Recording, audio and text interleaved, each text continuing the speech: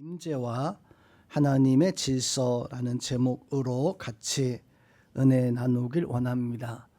오늘 본문의 말씀은 성전을 에스겔 선지가 측량하고 성전의 어떤 구조, 모습에 대해서 이렇게 자세하게 설명을 해주고 있습니다.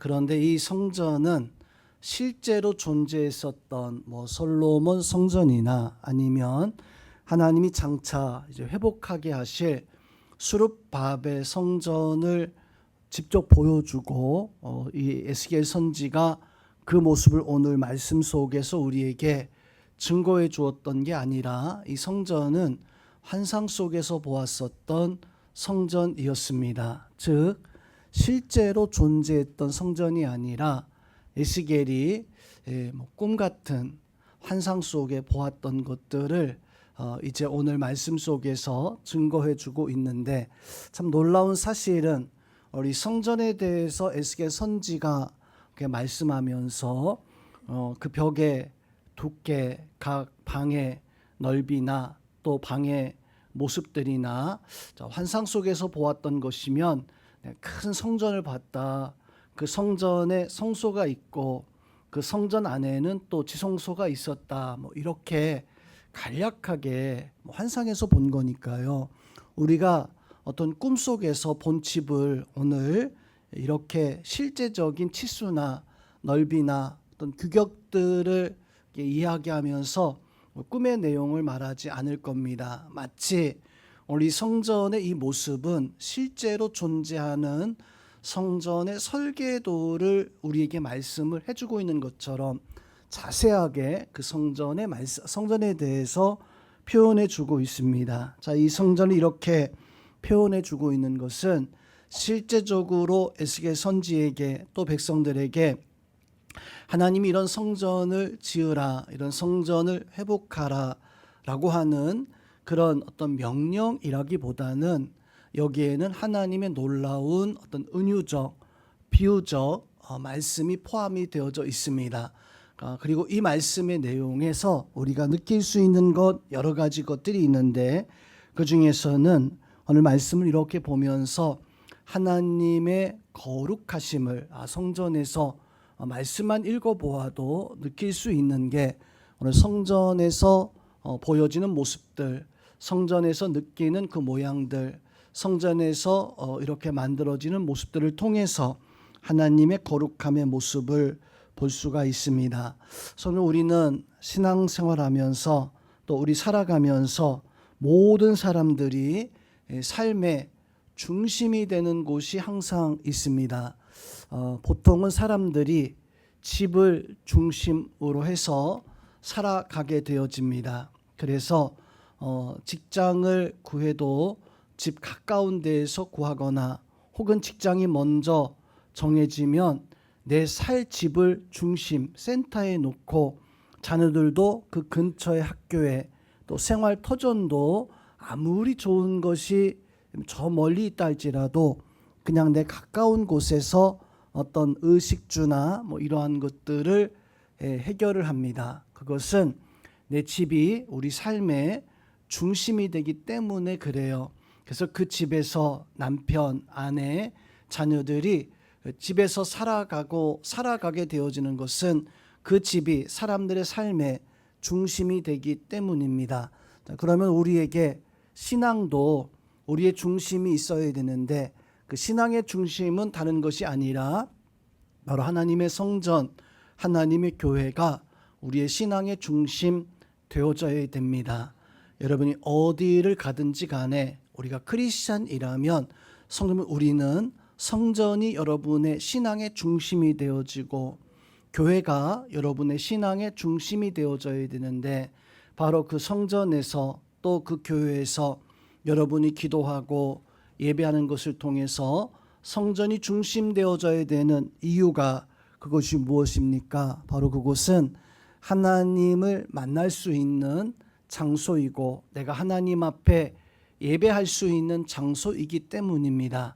여러분이 교회 올 때마다 여러분의 신앙의 중심되는 교회에서 하나님을 만나고 하나님 앞에 예배하고 하나님께 영광 돌리는 믿음의 삶을 살아갈 수 있기를 주님의 이름으로 축원드립니다.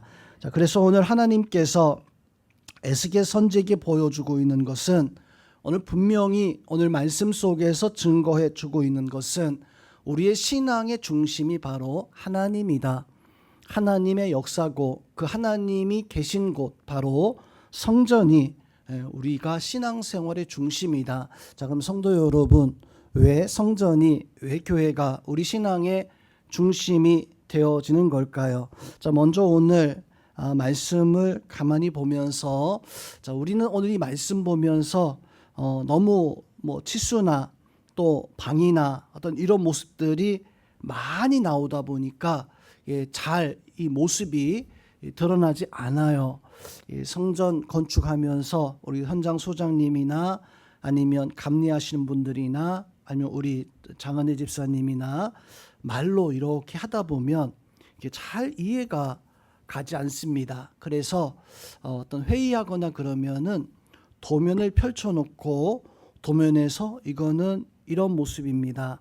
저거는 저런 모습입니다. 라고 이렇게 이야기하면 빨리 이해가 되어지고 빨리 서로 의사소통이 잘 되어집니다. 자, 그런데 오늘 이 에스겔 선지가 말하고 있는 성전은 도대체 어떤 모습이었을까?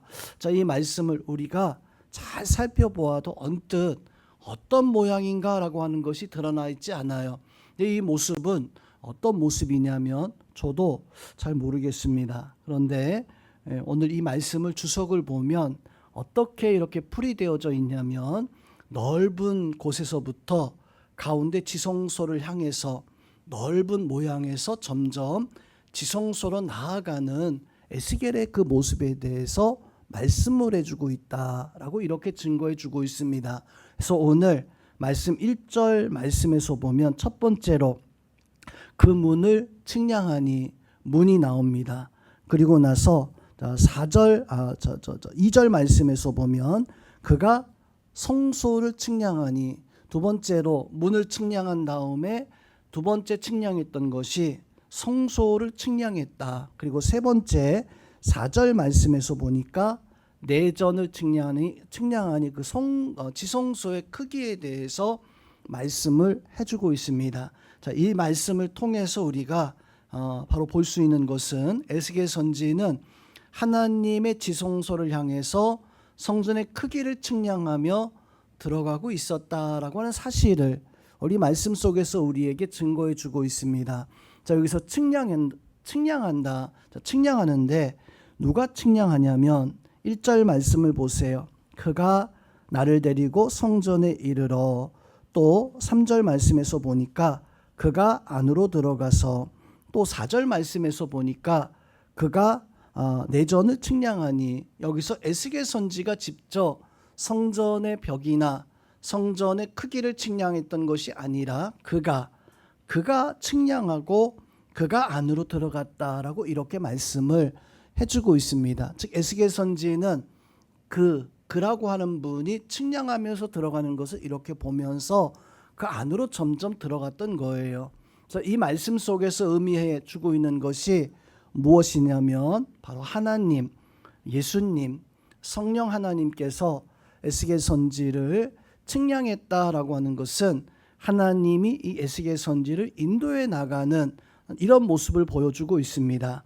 또 이 말씀은 곧 하나님이 성전 가운데 임재하시는 그런 모습에 대해서 말씀을 해주고 있는 것입니다. 성도님은 우리가 바로 살아가면서 가장 중요하게 여기는 공간들이 있을 겁니다. 어떤 분은 우리 집에서 가장 중요한 공간이 어디야? 라고 묻는다면 가족이 다 모여서 이렇게 이야기할 수 있는 거실이 우리 집에서는 가장 중요한 공간입니다. 또 어떤 분은 아니요, 우리 집은 모여가지고 식사하는 주방, 부엌 같은 곳, 이곳에서 한 가족이 모여서 식사하고 힘을 얻고 그리고 이제 나가서 살아가니까 우리의 가족의 가장 중요한 곳은 주방입니다. 식사하는 곳입니다. 또 어떤 분은 아니요, 내 방이 그곳에서 부부가 함께하고 자녀들이 자기의 공간을 가지고 있기 때문에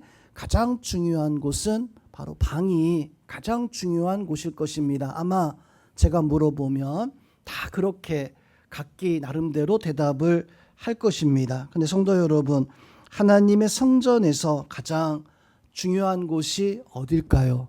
말해서 뭐합니까? 뜰도 있고 마당도 있고 또 성소도 있고 지성소도 있겠지만 가장 우리에게 중요한 성전에서 가장 중요한 곳은 바로 지성소. 지성소는 왜 중요합니까? 그 장소는 백성들이 하나님이 거하시는 장소로 여겼던 곳이 바로 지성소였었어요.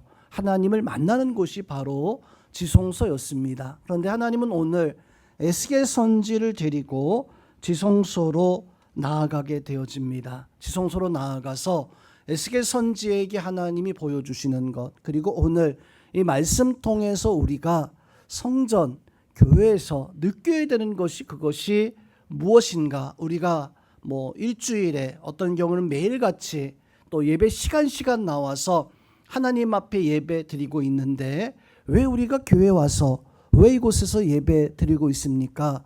예배가 사실 목적은 아닐 거예요. 아마 제가 설교하니까 김성택 목사님을 봐야 되겠다라고 생각을 가지고 나오신 분들도 아마 없을 겁니다. 왜 이 자리에 우리가 나와 있는가? 오늘 에스겔 선지도 하나님의 인도함을 받아서 바로 지성소로 나아가는데 오늘 1절과 4절까지의 말씀에서 보니까 성전의 중심이었었던 지성소로 나아가는데 지성소로 나아가는 이유는 그곳이 하나님이 임재하시는 하나님이 계시는 우리가 왜 교회에 와서 이렇게 예배하고 있습니까? 오늘 이곳이 하나님이 임재하시는 장소이기 때문에 나와서 우리가 예배합니다. 우리 성도님들은 오늘 이 시간 이 장소에 임재하시는 하나님을 만나고 하나님 앞에 예배할 수 있는 그런 은혜가 있기를 주님의 이름으로 축원함을 드립니다. 왜 성경에서 성전을 거룩하다라고 이렇게 말씀을 해주고 있을까요? 성전은 다른 어떤 곳보다도 하나님이 직접 임재하시고 하나님이 우리를 만나주시는 장소이고 그래서 제사장들이 하나님 앞에 나아갈 때는 반드시 그냥 나아갈 수가 없었습니다. 정결 의식을 통해서 나를 거룩하게 하고 난 연후에야 하나님 앞에 나가서 하나님 만날 수 있는데 그것이 하나님이 임재하시는 거룩한 장소이기에 내가 하나님 앞에 나아갈 때에는 내가 거룩함을 입어서 하나님 앞에 나아가기 위해 제사를 드리고 여러분 어떻게 나옵니까? 오늘 어떻게 나오셨어요? 제사하고 아마 나오신 분은 없을 겁니다. 아마 나오셔서 우리가 하나님 앞에 하나님 3일 동안도 또 하루 동안도 저 세상에 살다가 오늘 하나님 앞에 나왔습니다. 내 예배를 받아주옵소서 기도하면서 아마 여러분들도 하나님 앞에 예배를 오늘 이 예배에 함께하고 있을 텐데 성령 우리가 예배할 때마다 기도할 때마다 제사장들이 하나님의 임재의 장소에 나아갈 때 자기를 정결하게 하고 하나님을 만나기 위해 성전 지성소로 나아갔던 것처럼 우리가 오늘 교회에 와서 기도하는 그 순간부터 예배하는 이 순간이 그저 그냥 예배만 하고 돌아가는 것이 아니라 이 시간이 하나님의 임재하심을 경험할 수 있는 내 심령에 하나님 함께하여 주옵소서 하나님 임하여 주시옵소서라고 이렇게 구하고 기도할 수 있는 그런 은혜가 있기를 주님의 이름으로 축원드립니다. 자, 오늘 성소에 들어가야 됩니다. 에스겔 선지도 바로 오늘 성소에 들어가게 되어집니다. 그런데 오늘 3절의 말씀을 보겠습니다. 그가 안으로 들어가서 내전문 통로의 벽을 측량하니 두께는 2척이요 문 통로가 6척이요 문 통로의 벽의 너비는 각 7척이며 자 여기서는 측량한 길이만 이렇게 나와 있습니다. 근데 여기서 측량했다는 말씀의 의미가 그냥 분위기를 보는 게 아니에요. 얼마나 넓을까? 얼마나 높을까?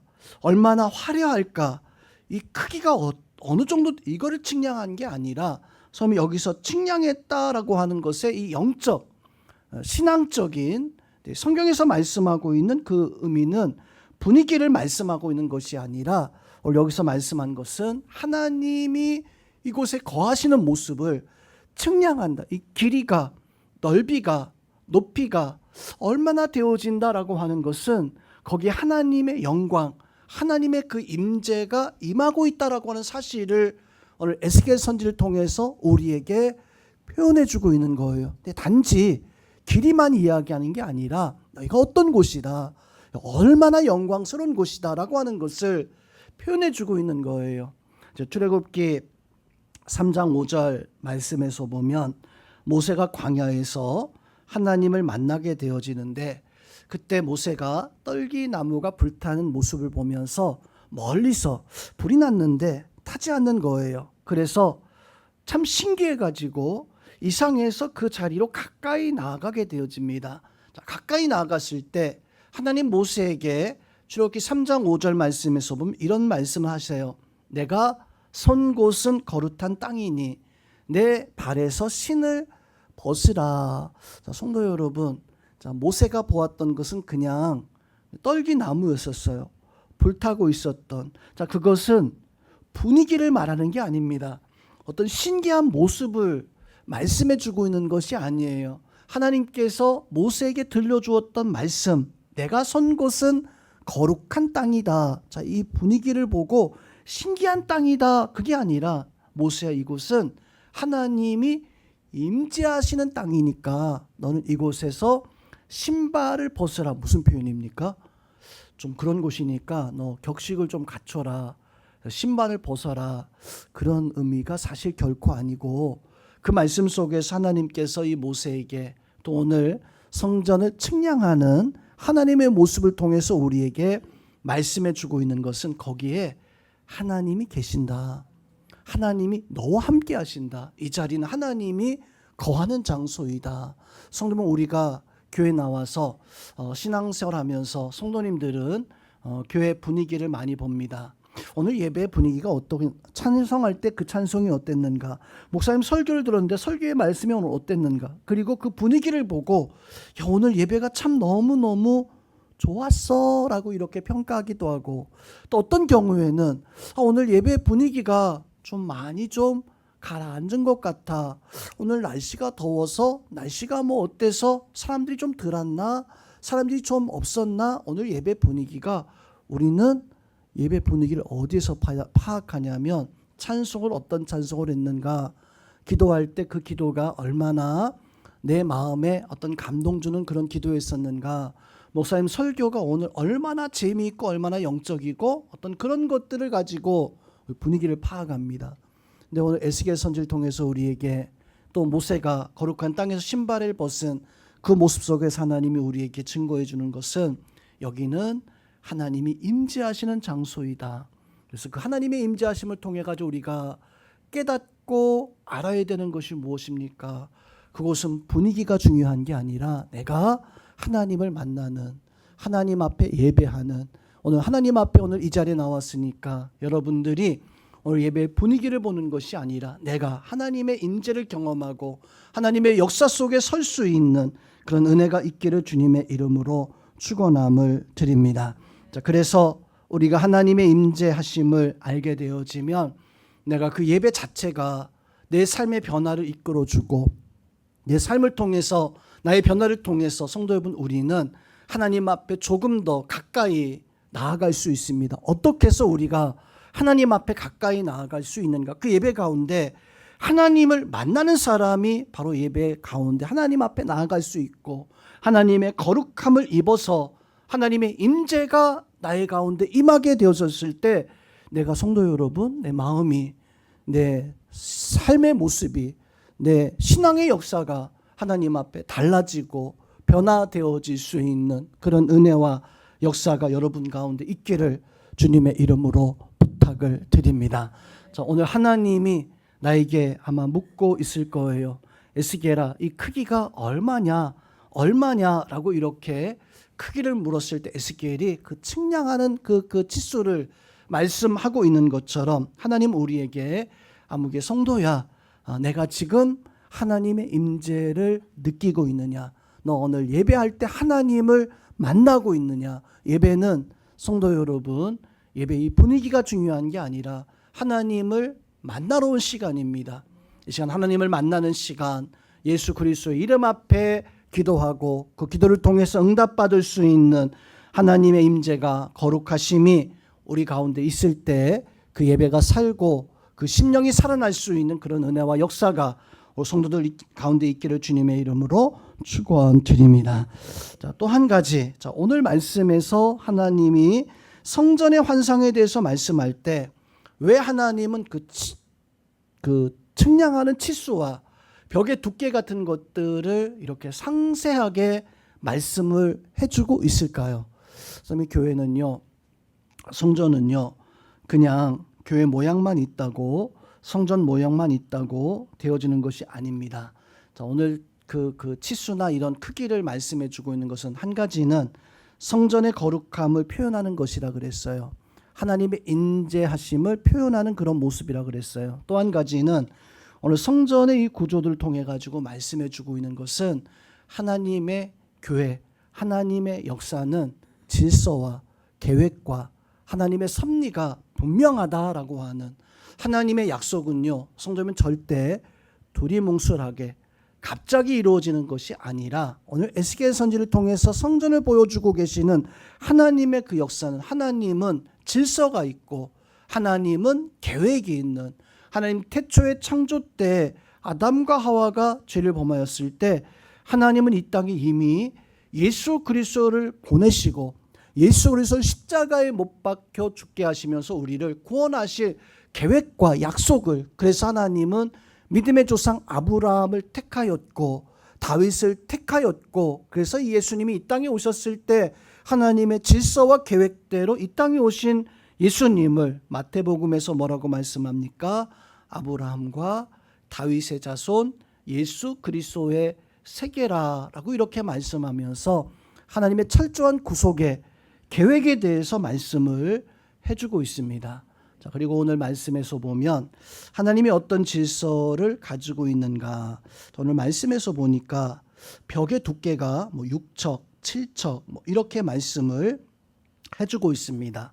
그리고 이게 점점 지성소를 향해서 좁혀나가고 있는, 자, 이것은 백성들이 하나님 앞에 나아가는 그 모습에 대해서 말씀을 해주고 있는 것이고요. 또 오늘 말씀에서 보면 골방이 층계로 이루어져 있어요. 골방 위에 또 골방이 있고 그 골방이 바로 이게 층계로 이루어져 있는데, 자, 이 층계로 이루어져 있는 이 모습은 골방은 원래 제사장들이 거하는 이러한 그 장소였습니다. 사명을 감당하는 그러한 장소였었는데 그 층계가 점점 위로 올라가고 있다라고 하는 사실은 우리가 하나님을 향하여서 나아가는 그 모습에 대해서 말씀을 해주고 있습니다. 자, 우리의 신앙생활은요, 하나님 앞에 나아가는 그런 어떤 믿음의 역사가 있어야 됩니다. 처음 신앙생활 했을 때에는 우리가 잘 몰랐잖아요. 기도하는 게 뭔가. 교회에서 성도들이 아멘 아멘 하는데 할렐루야, 메시아, 그리스도, 심지어 예수님이 누구야 라고 이렇게 예수님을 잘 모르는 경우도 있습니다. 그게 새신자예요. 처음 신앙생활 할 때는 잘 모릅니다. 그러다가 신앙생활 하면서 우리는 깨달아가야 되는데, 성도 여러분, 신앙의 초보에서 우리는 성숙해져서 하나님 앞에 조금씩 가까이 나아갈 수 있는, 왜 골방이 1층, 2층, 3층이 있었냐면 제사장들이 그 골방에 거하면서 이 백성들을 하나님 앞에 나아가는, 인도하는 그런 사명을 이 제사장들이 가지고 있었어요. 그래서 이 제사장들이 그곳에 거하면서 백성들에게 말씀과 하나님의 증거의 역사를 가르쳐 주었듯이 우리가 신앙생활 속에서도 하나님 앞에 조금씩 나아가는 그런 역사들이 있어야 됩니다. 이제 음악 하시는 분들이 보면 홀로 독주하는 경우들이 있습니다. 저 처음에 독주한다라고 했을 때 참 이해가 안 가는 것들이 한 가지 있었어요. 무엇이냐면 독주할 때 옆에서 피아노를 쳐주거나 아니면 다른 악기들이 같이 이렇게 협연하면서 같이 도와주는, 저게 독주인가? 독주는 원래 혼자 해야 되는 게 맞지 않나? 피아노는 혼자 하는 경우가 간혹 좀 많이 있는데, 다른 악기들은 뭐 다 이렇게 도와서 뭐 같이 이렇게 행하는 이런 모습을 봅니다. 또 오케스트라가 연주할 때 거기에 보면 뭐 피아노도 있고 바이올린도 있고 현악기도 있고 뭐 관악기도 있고 뭐 막 두드리는 뭐 타악기도 있고 뭐 그렇습니다. 자, 그런데 그거 그냥 악보대로 이렇게 하나하나씩 놓아두면 어찌 보면 그 음이 그렇게 좋게 들리진 않아요. 때로는 시끄럽게 들리기도 합니다. 그런데 한 40여 명이 한꺼번에 지휘자의 손에 맞춰서 이렇게 들려지게 되어지면 참 아름다운 소리가 나오게 되어지죠. 질서예요. 그 많은 사람들이 지휘자의 손가락에 따라 가지고 소리를 정확하게 때가 되어서 내주었을 때 그 시끄러운 소음 하나가 모여 가지고 참 아름다운 소리가 되어지는데, 자, 교회에서도 성도 여러분, 하나님이 우리에게 원하시는 것은 교회에 많은 성도들이 있습니다. 그 많은 성도들이 각기 자기의 모습만 가지고 살아간다면 아마 교회는 참 아름다운 모습을 가지지 못할 것 같아요. 그런데 교회 성도가 서로 합력해 가지고 어떤 큰 역사를 이루었을 때 좋은 교회, 바른 교회의 모습을 가질 수 있는, 교회에도 질서와 하나님의 섭리가, 하나님의 역사가 있어야 되는 거예요. 예전에 제가 자동차를 운전하고 할 때 자동차에서 필요 없다 생각해 가지고 한 가지 그냥 부품을 가볍게 여겼던 때가 한 번 있었습니다. 그 부품이 뭐였냐면 스페어 타이어였었어요. 옆에 그냥 놔두는 타이어요. 근데 이 타이어가 전에 전도사 시절 때 시골길을 가다 보니까 한번 펑크가 펑 났습니다. 그래서 그 당시에는 뭐 견인차가 출동하는 게 아니고 직접 다 갈던 시기였기 때문에, 뭐 군대에서도 정비해봤기 때문에 타이어를 꺼내가지고 바꿔서 갈아 꼈습니다. 뭐 정품 타이어나 원래 있던 타이어나 뭐 보관했던 거나 뭐 거의 비슷비슷하니까요. 펑크난 걸 가져다가 꽂아놨습니다. 꽂아놓고 저거 바꿔야지, 펑크난 거 떼어야지 하면서 싹 잊어버렸어요. 거의 한 1년 정도를 신나게 또 그냥 나름대로 열심히 타고 다니다가 어떤 일이 발생했을까요? 또 한번 펑크가 한번 난 겁니다. 당연히 제 생각에는 스페어 타이어가 있으니까 저거 갈아 끼우고 또 가면 돼라고 생각하고 이제 내렸습니다. 펑크난 것을 내려가지고 다 바꿔 끼려고 딱 바꿔 껴놓고 보니까 이게 펑크 나 있는 거예요. 그래서 뭐 어떻게 할 수 있는 방법이 없어서, 또 시내까지 갔다 오려면 너무 멀어서 어떻게 해야 됩니까?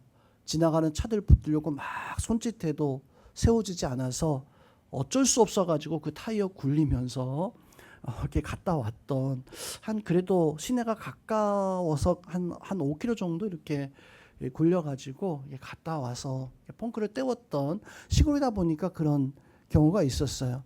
자, 거기서 제가 왜 이런 이야기 해주냐면, 스페어 타이어는 쓸모없습니다. 평소에는 그냥 무게만 나가는 거예요. 아무 쓸모없는 뭐 이러한 것입니다. 그런데 문제는 펑크 날 때는 그거보다 중요한 게 없는 거예요. 가장 중요한 거죠. 자, 교회에서도 성도면 질서가, 어떤 하나님의 섭리와 하나님의 역사가 있어야 됩니다. 교회에서 보면 공동체 내 목사님 평소에 많이 필요합니다. 설교해야 되고 신방해야 되고 기도도 해야 되고, 장로님, 권사님들, 안수집사님들, 또 성가대, 교사나 다 필요하죠. 매 주일마다 나름대로 열심으로 그 사역을 감당하고 그렇게 행합니다. 그런데 주일학교 유치부 아이 하나, 주일학교 뭐 중고등부 아이 하나, 뭐 교회 중고등부 아이 하나 없어도, 유치부 아이 하나 없어도 교회 돌아가는 게 전혀 이상하지가 않아요. 아마 잘 돌아갈 겁니다. 그래서 그냥 방치해 놓고 그냥 펑크난 채로 그냥 놔두었다라고 한다면, 성도 여러분, 교회 질서가 깨져 있는 거예요. 그 타이어는 펑크를 떼어가지고 놔야지만이, 평소에 쓸모없다 할지라도 그것을 그대로 놔야지만이 그게 정말로 차의 가치를 할 수 있는 그런 차가 온전한 차가 되어지는 것처럼 교회도 마찬가지입니다. 하나님의 성전에서 중요하지 않은 사람이 없다라고 하는 것입니다. 모든 사람들이 다 중요하고 모든 사람들이 다 가치 있는데 어느 것은 중요하고 어느 것은 덜 중요하고 어느 것은 쓸모없으니까 저거는 필요 없어가 아니라 성경에서도 우리가 한몸 공동체라고 이렇게 말씀하고 있는데 정해진 자리에서 정해진 그 역사를 통해 가지고 하나님의 역사들을 하나님의 은혜들을 이뤄나가야 됩니다. 가만히 한번 생각해 보세요. 나는 목사님만큼 중요하지 않은데 나는 우리 장로님들 우리 집사님들처럼 내가 중요하지 않은데 나는 그냥 어쩌면 없어도 별 아무 상관이 없는데 아니에요. 그 사람이 하나가 없음으로 말미암아 어찌 보면 가장 중요할 때 하나님께서 사용하시고자 하시는 역사가 있기 때문에 나를 불러서 그게 때로는 지금 당장 내가 쓰임받을 수 있겠지만 그게 성도 여러분 유치원 그 아이가 10년 뒤에 20년 뒤에 어떻게 될지 모르잖아요. 그냥 펑크난 채로 놔뒀다가 10년 뒤에 20년 뒤에 사용해야 되는데 사용할 수 없으면 그게 하나님이 원하시는 교회 질서 하나님이 원하시는 그 교회의 섭리를 제대로 이루지 못하는 그런 교회가 되어질 수밖에 없는 그런 모습입니다. 부산에 풍성한 교회를 이렇게 다니면서 그 목사님이 늘 하는 말이 이제 그 중학교, 고등학교 아이들 참 중요해서 이 아이들을 꼭 교육을 시켜야 된다. 왜냐하면 우리 어른들이 중요한 것 같아가지고 어른들이 이렇게 신경 쓰면 지금 당장은 좋겠지만 5년 뒤에 10년 뒤에는 이 아이들이 시집가고 장가가서 교회에서 중심이 되어지는데 그 아이들을 놓치게 되어지면 아니 된다. 오늘 이 자리에 나와 있는 성도 여러분, 교회는 교회다운 질서가 교회다운 섭리가 있어야 됩니다. 나만 또 교회에서 정말로 중요한 사람만 그 사람만 가치 있고 중요한 것이 아니라 성전에서는 그 접시 하나 성전에서는 그 막대기 하나까지라도 모든 것이 다 성전의 기물이었었어요. 그것이 제사장들을 통해 가지고 하나님의 온전한 성전의 기능을 다 했었던 것처럼 내가 하나님 앞에 어떻게 쓰임 받아야 될까? 하나님 앞에 어떻게 내가 부름 받아야 될까? 하나님 앞에 골방 하나하나가 제사장이 들어가서 거하는 곳이었었고 층계가 하늘로 향하였던 것은 우리가 온전히 하나님만을 바라보며 살아갈 수 있는 그런 은혜가 있어야 됩니다.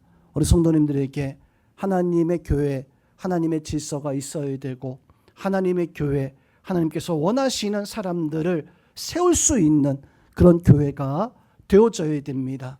또 교회는 하나님을 만날 수 있는 하나님 만나기 위해서는 하나님의 임재 앞에 나가서 하나님의 그 역사 앞에 내가 깨닫고 하나님의 질서에 순응해서 하나님의 섭리와 역사를 이뤄나갈 수 있는 그런 은혜가 있어야 됩니다.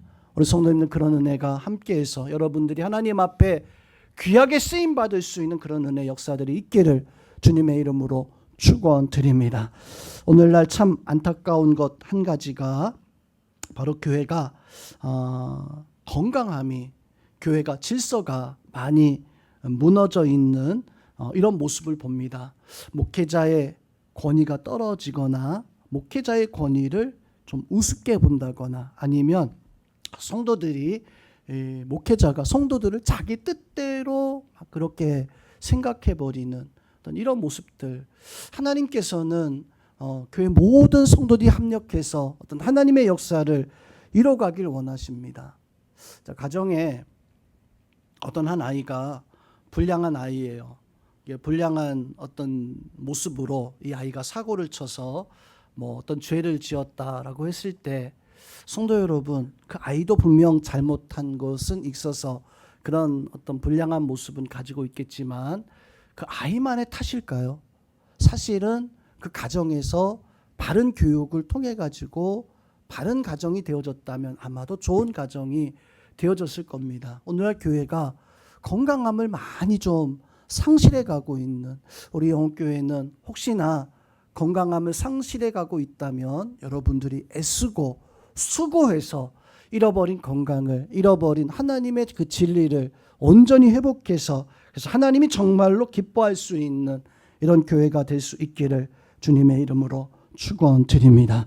자, 오늘 말씀에서 보면 하나님은 오늘 말씀 속에서 동서남북 방들에 대해서 설명해 주고 있습니다.